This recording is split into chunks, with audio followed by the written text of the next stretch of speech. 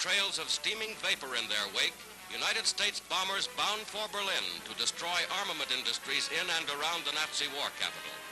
In their first daylight mission over the heart of Hitler's fortress, American bombers, combined with British air forces, are pounding Germany with raids around the clock.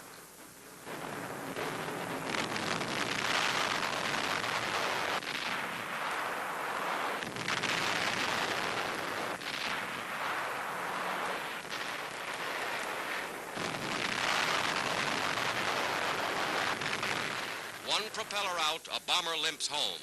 In all, 68 American planes failed to return. But the next day and the next, American bombers returned in follow-up raids.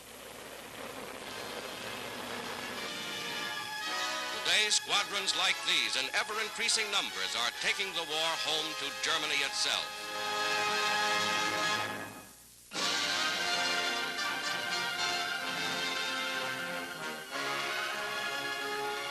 Back from her fourth wartime journey of mercy, the Swedish exchange ship Gripsholm arrives in New York Harbor. Aboard are 663 Americans home from Nazi internment and prison camps.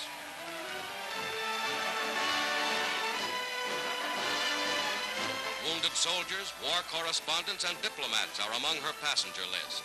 They bring first-hand news of conditions in Nazi-occupied countries. Douglas MacArthur, nephew of General MacArthur, was attached to the American embassy at Vichy.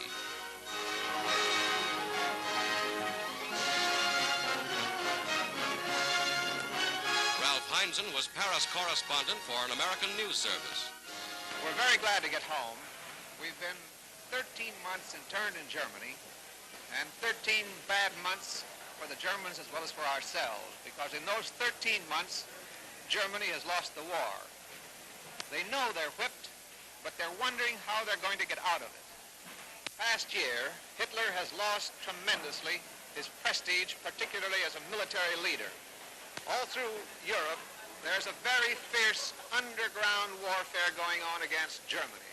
In every occupied country of Europe, but particularly in France, there is this mighty organization of courageous patriots who are waging a war day and night against the forces of occupation.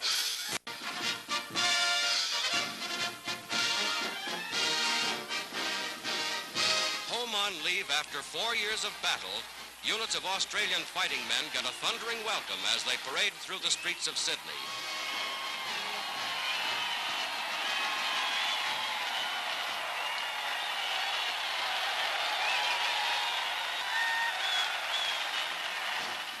Veterans of fierce desert campaigns in North Africa and rugged fighters fresh from victories in New Guinea, these gallant men fought side by side with their American allies.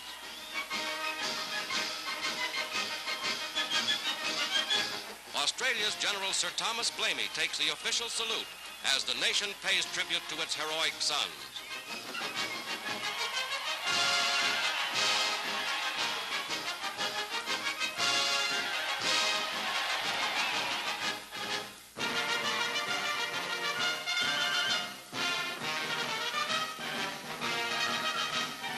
Transport plane lands at a Caribbean port.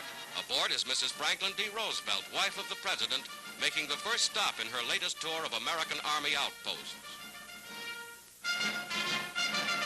With General Shedd commanding garrisons in the Puerto Rican theater of operations, she reviews troops on guard in the Caribbean.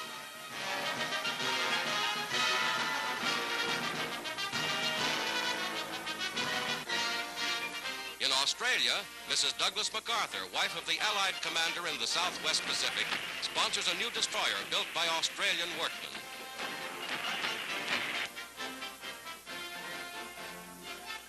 Listen thee, Bataan, and may God bless you. And His Majesty's Australian ship Bataan goes down the ways, dedicated to avenge the gallant fighters in the Philippines whose heroism will never be forgotten.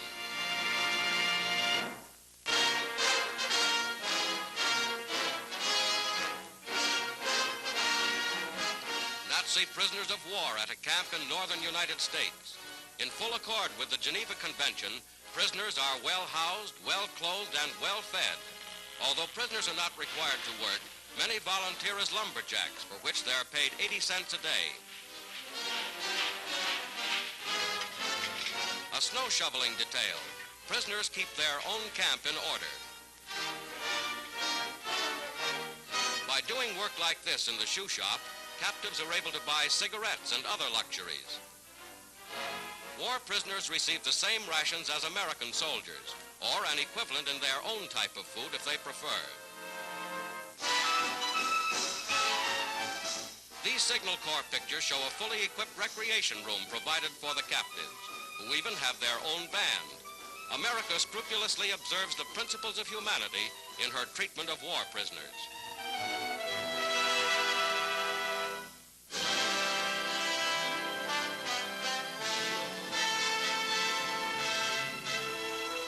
Officers of the Allied military government draw up plans for the evacuation of thousands of homeless civilians from Italian battle areas.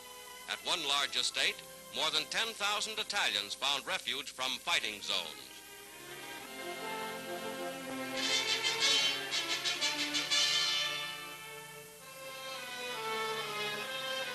Along every road in endless procession, refugees stream toward collecting stations set up by the Allied military government.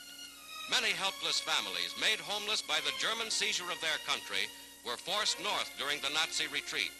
Stripped of most of their possessions, only a few were adequately clothed or fed until the Allied Fifth Army landed.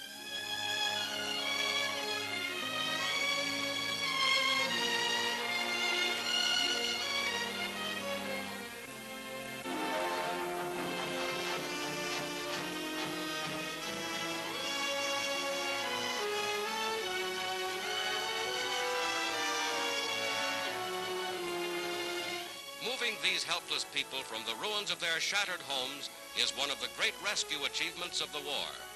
The real tragedy is the plight of the very young. The world into which they were born has been a world of suffering and sorrow.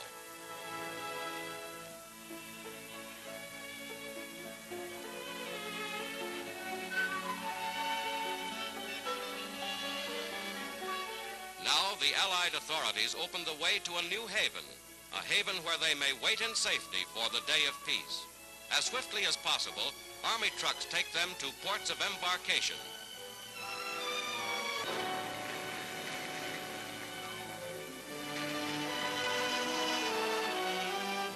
Here, giant LSTs, landing ships built to carry huge 30-ton tanks, take on their trucks and their human cargoes for transportation to Naples, 100 miles down the coast.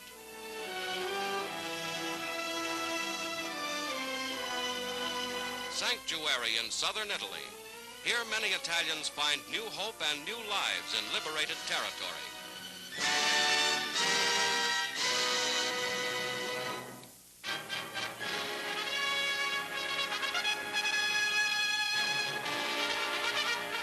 Chiefs of the Allied Invasion Command at headquarters in England.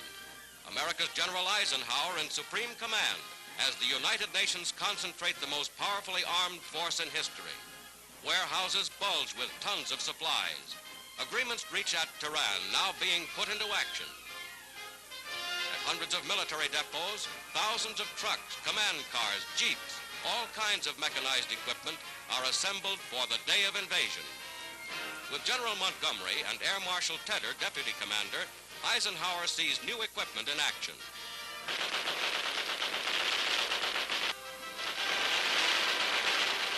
Today, great fleets of troop carriers soar over Britain, releasing their hordes of parachutists. Spectacular rehearsal of things to come.